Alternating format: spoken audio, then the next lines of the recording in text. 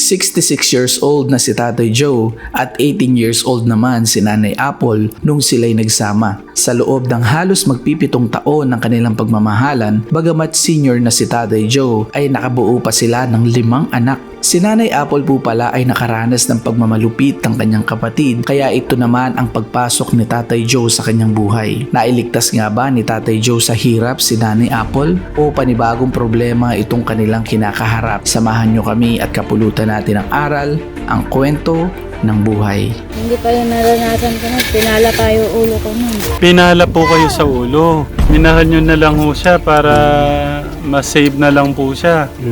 Yung kapatid niya nasa malulos, nakakulong. Yung asawa pinatay. Kung hindi siya pumatay, siya nag-utos sa patayin. Yung kapatid po nyo, Pinapatay po niya yung asawa.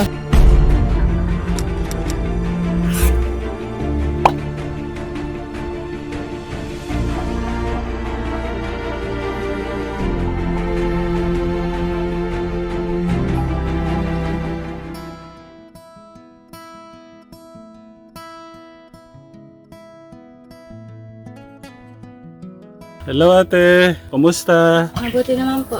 Ano pangalan mo ate? Apple may pumantok po. So ilan po anak nyo? 5 po. 5. So ilan taon po yung panganay? Nako, walang short si baby. Lagyan mo muna ng short ate.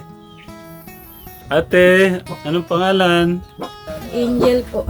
Angel, ilang taon ka na? Sa 7 po yun. Sumunod si Kuya.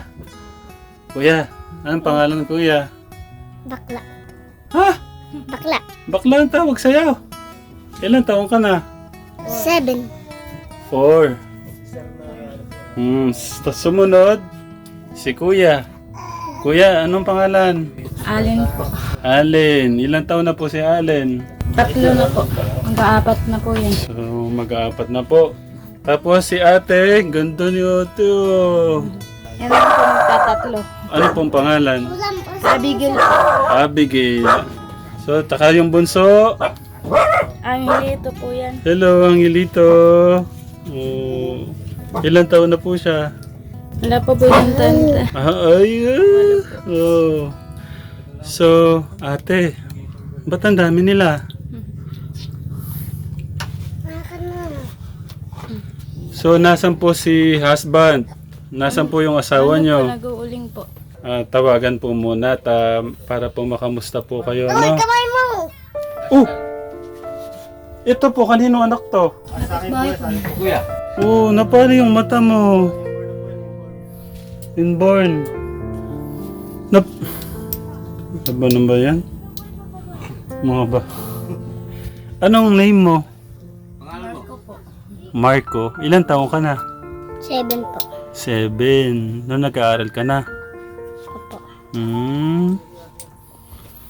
Nakakawasak naman yung ano ng mga bata. So, hintay lang mo natin si tatay, no? Sabay ko kayong makausap. Guys, pinasundo ko muna si tatay doon sa ulingan para makasama po namin dito sa interview kasama si nanay. Yay! Dumating na si Papa, no? Na-miss niya si Papa niyo? Na-miss si Papa? So, tatay, kailan ka pa nandun sa trabaho mo? Kanina lang umaga kami punta roon. So, araw-araw lang ho kayo nagpupunta doon. Nagsindi lang kami ng lungaw. So, si Tatay Joe, ilang taon na po si Tatay Joe? 73 na. 73. So, Tatay Joe, tanong ko lang, kailan ho kayo nagsama ni Ate Apple? Ano, tagal-tagal na. Ano bang taon nung bumagyo na malakas noon na ano? Ilang taon po si Ate Apple nung nagsama po kayo? 18. 18. Saan niyo po nakilala? Sa Kalayakan. Kanina po, tinanong ko na po yung mga anak nyo. Halos sunod-sunod po, no? Wala naman alam pa yan eh. Ito, hindi mo marunong magsalita pasyado. Yung panganay ko Papa! magsalita. Parang tal. Tatay, magkano po yung kinikita nyo sa pag-uuling? Yan ano yan, hati. Paano pong hati? Sa may-ari, kung umano kayo ng mga 50 sako, 25 na sa amin. So sa isang araw, Tatay Joe, nasa magkano po yung kita nyo? Wala, hindi mo ganong, dahil yan, pag nasa ako na, pag naibinta ko, tatlo kami, kung 25, 180 lang isang sako. Hati-hati kami tatlo. Minsan, kumikita ng 1,000, minsan, 1,000 po isang araw. hindi. Mga tagal yun, mga 5 araw, ganon. 5 araw po, 1,000. So, sa tingin ko tatay, kulang na kulang yun para sa 5 mong anak. Wala nga hindi may kasya. Oh. Saan po yung probinsya niyo ho talaga? Ang probinsya ko, Bisaya, Mm. Waray, Katbalogan. Ito naman, taga Nueva Vizcaya. Mm-mm. So, may communication po kayo sa pamilya niyo ngayon? Sa Bisaya, Opo. wala na.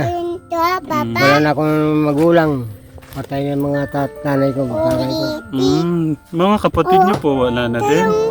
Mga kapatid ko, isa na lang buhay. So, tatay, plano niyo pa ho bang dagdagan yan? Hindi na. Huwag na muna. Sama na yun. Tama na ho muna. Kung makatungkot ka. Baka hindi niyo na ho kayanin. Kumusta po yung pagsasama niyo ni Nanay Apple ngayon? Ayos din ka lang, hirap. Hirap Katulad na yun, naubusan kami ng bigas. Butit na niram ako lang doon sa kapitbahay. Wala po kayong unang asawa, tatay? Mayroon patay na. Hindi ho kayo nagkaanak doon sa una niyong asawa? May anak ako 4. Alam po nilang nandito kayo, tay? Anak, pasensya na kayo, hindi ako makauwi. Diyan, hirap ang buhay. Alam po ng mga magulang niyo, kapatid niyo na nandito po kayo? Wala Wala naman, na rin po akong magulang. patay na. Kaya hindi nakag-aral. Namatay na yung mga tatay manay niya. Mayroon akong lupa doon sa Kalayakan. Ang tatay niya nakiusap sa akin, ubra makitira doon. Kasi medyo inaapi ng mga kapatid. Ako, pinagbigyan ko. Ay, yung problema na namatay ang magulang niya, wala namang kaalam-alam yung mga yan. Ibinta ng mga tuhin. Niligawan ko siya. Kung gusto mo ka, kung matanda na ako, kung ubra. Kung magkikisama ka sa akin, ayos lang. Yun, umayag siya dahil wala na magulang. Yung kapatid naman niya, pinagmamalupitan siya. Pinapalo. Yung buhok na ginalbo. Yung itaas. Umayag na siya. Nagsama na kami. Parang naawa lang ho ba kayo sa kanya? Ganun, kaya po niyo... Naawa ako sa kanya. Walang titirahan ko ni doon sa kapitbahay ng niya kapatid doon. Doon nakitira dahil pinapalo nga siya. Tapos nang kasama na kami, punta kami sa dahan. Naubusan akong bigas, bumili kami bigas. Nakita ng kapatid niyan, doon. Marami pa ang tao. Pinagsasampal siya. Kasi nasabot-sabot ng kanya ako sa maraming tao nun. Sabi ko, bakit ko siya sampal? Wala ka pakialam dyan. Kapatid ko yan. Mas tinabak ako sa akin na ako nakatira Nagsasama na kami, bakit mo sinasampal? Hindi pa yung naranasan ko nun. Pinala pa yung ulo ko nun. Ano po? Pinala pa yung ulo ko nun. Pinala pa yung ulo niyo? Nalo. Pinala po kayo sa ulo? Ay puti yung kapitbahay po namin. Dinala ako sa hospital doon. Pinagamot po nila ako. Naawa ko sa akin. Ano pong ginawa ng kapatid niyo? Hindi ho sumama sa ospital? Hindi po. Yun lang ho, tay. Kaya na, isama na sa akin, dahil hirap din siya. So, minahal nyo na lang ho siya para ma-save na lang po siya. Magkikitira siya dyan sa kapitbahay, wala rin makain. Tapos ngayon yung kapatid niya nasa malulos, nakakulong. Balikabok! Dahil yung asawa pinatay. Kung hindi siya pumatay, siya nag-utos sa patayin. Paano, tatay? Yung asawa niya, Yung kapatid po nyo... Pinapatay po niya yung asawa. Oh, no. kasi may kabit. Mama doon sa kabit niya. Ano po? Mama doon sa kabit niya. Ang hirap po Hindi pala. siya pumatay, mga May inutusan mo silang tao na para patayin yung asawa. Kaya yun, nahuli na sila yung Gusto kong mahingi yung message mo sa mga kapatid mo na nanakit sa'yo noon. Sa ate ko po. Nandun na ho siya, nakakulong muna siya. Sana ate, Magbago ka na po ate. Para sa mga anak mo lang. Yung mga anak ko kung saan saan nakakatira. Marami silang anak eh. Mga 8 anak yun. 8 anak. Opo. Ate Apple, pinatawad mo na ba yung kapatid mo? Matagal na po pinatawad yun. Masarap kasi magpatawad, no? Gaya ho niyan, tay. 73 na po kayo. Ano ho ba yung future plan nyo para po sa mga anak nyo? Ito, papag-aralin ko sana. Yung dalawa na yan. Paano mag-aral sa kalayakan at ano eh. May COVID sa kalayakan. Oh. Ano makakapasok nan? COVID nanti. Kasi maganda dyan, mag-aral yung mga bata. Linggo-linggo may libre silang bigas. Gusto nyo kaya hanap natin ng mayaampon no, ng mga anak nyo? Ano pong masasabi nyo doon, tatay? Maraming kumukuha yan. Kaya lang ayaw ko ako. Yun na yung isa, kinukuha na doon sa kabilang tindahan. Saka lang ako, pag patay na ako, kunin yung...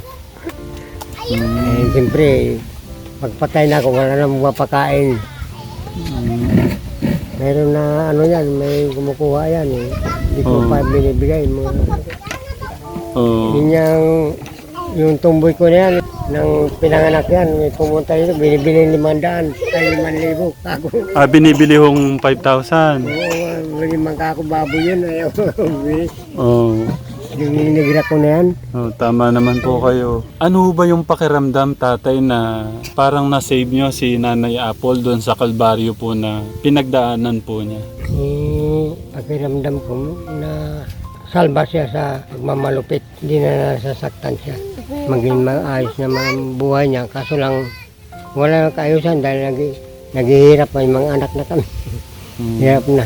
Siyempre, pagkatapos ng lahat po ng sakit, sarap naman, no? si kaya ho, ang bilis eh, sunod-sunod tatay, no? Sunod yan. Pero ang lakas mo pa, tatay, no? Nakalima ka agad, sunod-sunod. Hindi So, ko na... Hindi na ho kaya. Kaya pa ka lang, ayaw ko ng... Ano, dahil magkakamasusundan naman maliit ko eh. So kaya pa ho pala, no? Kaya pa. O, si ate naman, gusto mo pa kasunod, ate? Tama na. Tama na ho muna, no? Alam ko po, ate, masarap. Pero... Hindi ho, alam ko masarap, ate, pero... Mahirap ang buhay, no? At wag ho tayong titihaya lang basta kay tatay, ha? At mag-isip-isip din po sa kinabukasan ng mga bata, no? At bago tumagal ang ating usapin, wait lang po, may bibigay po ako sa inyo, no? Ito naman po ay pinapaabot ng mga ating pong Katekram family sponsor. Wait lang po. Tita Net Doria, yung pong pinapaabot po nyo na 6,000, kila tatay ko na lang ho ibibigay para ho sa mga kids, no? At kanino ko bibigay? Kay nanay, kay tatay? Kay nanay na lang po. O nanay, 1, 2, 3, 4, 5, 6. So, pasalamat po kayo. Maraming salamat, tita. Salamat, Tita Net, sa tulong nyo sa amin. At maraming salamat sa inyo. Para parehas tayo mahaba pang buhay. Opo naman. At bibigyan po kayo ng tamang oras pa ni God para sa mga anak nyo. No, ang dami pa nila. So guys, ako po'y muling walang sawang nagpapasalamat sa inyo pong wala pong sawang pagmamahal at pagsuporta po sa channel po natin. Ingat po kayo lagi. Mahal po namin kayo.